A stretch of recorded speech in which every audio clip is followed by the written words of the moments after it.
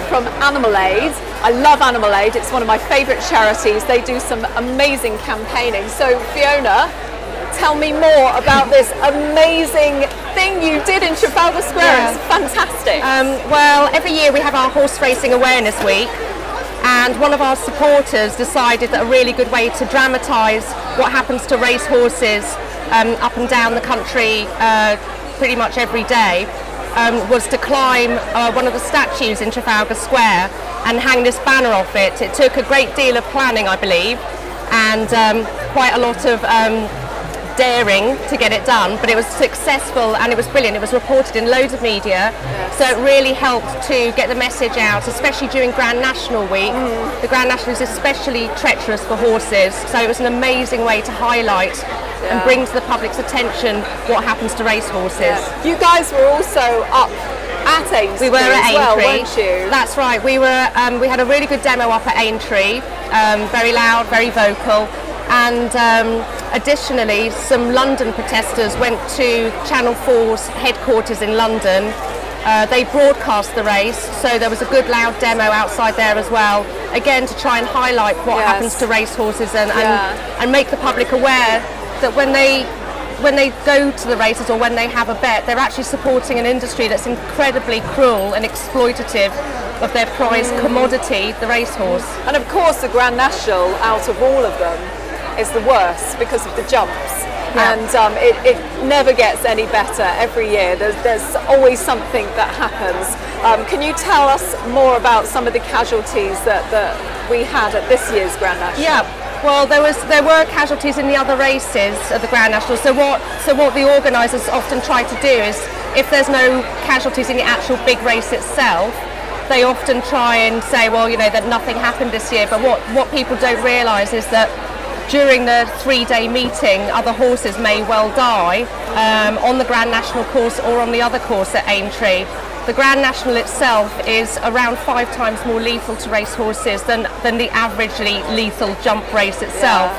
But the important thing that we always try and get people to remember is that aside from the Grand National and of course Cheltenham, the other big festival where horses die on a regular basis, is that up and down the country on smaller race courses there are horses dying pretty much every other day.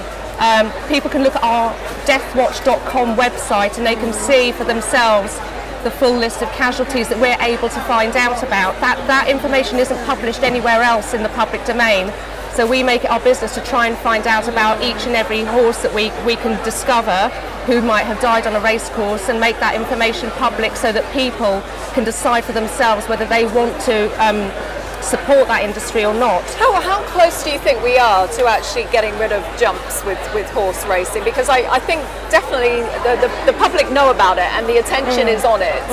And I even think people that generally do go to the races don't like the jumps. I mean, it really is to me something quite horrendous about having a beautiful horse that you love and you cherish and you raise, and it, you know, the willingness to put it into such a perilous situation, which not only can maim and kill the horse, but can also really seriously hurt the rider. To me, it just seems almost outdated now. Almost seems it's had its time. And its time it was gone. I think certainly the racing industry tends to be quite nervous about the demographic of the people who support them. That's why they often try and hold rock concerts at race courses. They try and get the public engaged in other ways and get them onto the race course in order to make money.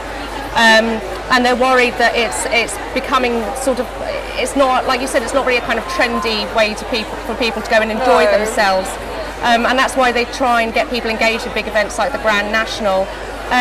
In terms of what people are doing to their race horses, I think that there are people who do genuinely love their horses and cherish them, and they do maybe genuinely believe that horses enjoy it. But and then you've got other people where it's just a commodity, isn't it? And the moment that horse is not needed anymore, quick bullet to the head, and that's it, it's gone, isn't it? And I mean, if you look at the numbers, you know, there's about 2 horses dying on race courses during the races every year. A similar number died during training.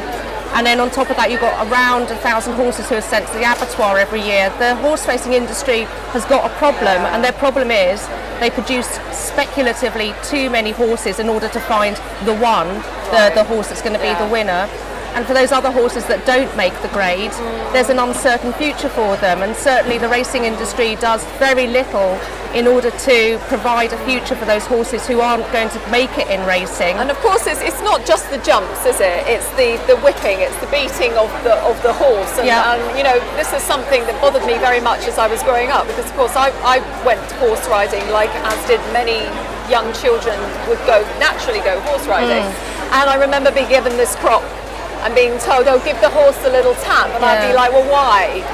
Why do I need to give it a little tap? I can give it a little squeeze with my legs. I don't need to give it a tap. And I just remember the real emphasis made to use this crop. And it made me feel very, very uncomfortable as I was growing up. And I didn't use it. I'd hold it and I'd never use it. But I think something like that, do you think that horses could get by if we just got rid of that? Well, certainly there are races that are already run that don't use the whip. Norway banned the whip back in 1982. Yes. Norway again. You know, they do a lot of good, I've got to say. And British riders go and race in Norway. So to say that they don't know how to ride without the whip is basically a nonsense. The majority of the public are on our side. Anytime we've organised a poll, the majority of the public think that whipping is cruel.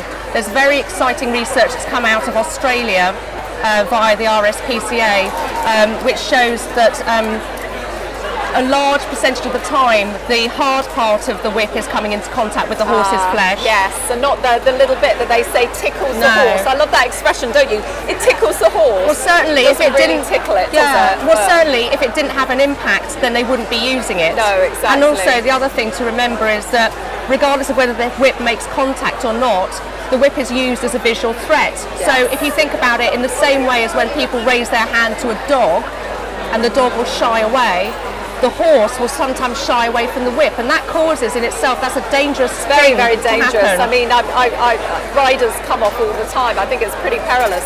As well as your horse racing campaign, could you tell me some other campaigns that you're doing this year? Yep, certainly. We are doing our Victims of Charity campaign is our anti-vivisection campaign, and that looks at research charities that fund vivisection, so the sorts of charities that people might donate to on a regular basis without knowing that they're actually funding animal experiments. Yes. That's going very well, and we're targeting some of the big name organisations who because I was doing some research for one of my blogs on animal experimentation with cosmetics, and of course you've got that funny little grey area, haven't you, where companies can say, oh yes, our products, we don't test on animals, but of course what people don't realise is that they actually get chemicals in from companies that do test. That's correct. And then that goes into their products. Yep, that's correct. And so they can actually legally say we don't test on animals because they don't. Yeah. But it doesn't mean it's not cruelty free, and it certainly isn't. And I think a lot of people don't realise this. So when you're actually researching about cruelty free products, that you have to really look. And I know your website's a fantastic place to go and find it, because I had a good look down there, and you can definitely see the ones that are completely cruelty free, and they have absolutely. And certainly through our own ethical shop, we only sell products and cosmetics that are cruelty free. So you've got companies like Beauty Without Cruelty, and we'll supply their products to people who want to buy nice cosmetics but without any of the pain that has been caused to animals. And certainly there are companies like Lush that work very hard to fight against animal testing. So I think the public are quite aware of how cruel it is, and what we just need to do is to try and put pressure on government and on the EU in order to try and make our voice heard. And what was like? I was reading something in the newspaper about is it L'Oreal that they're thinking about bringing in some artificial skin. Artificial skin, that's right. To do the testing on. Wouldn't that be amazing? Because I've got to say, L'Oreal is one of the worst companies that has the worst reputation for experimenting on animals. So for them to actually turn around and start to do this, it would set a precedent, wouldn't it? It would. Then others would follow, and that would be amazing. And certainly it's a question of economics. If there is a time when testing their products on an artificially grown cell culture skin was cheaper, more effective, more reliable, then all the other companies would follow suit, because there would be no reason to keep testing on animals if there's a better way to do it. So I really hope to see that. That would be amazing. But Thank you so much, Fiona, Thank for talking you. to me, and good luck with everything you've got this year. Thank you very much. I know you guys will be at the forefront of everything. I saw you guys at the Votes for Animals, which of course I was there at the that's Lush right. demo, Yes. which is fantastic. Yep. So keep on going. Thank you very much. And you're only getting more visibility and getting stronger by the day, so well Thank done. you. Thanks a lot. Thanks very much.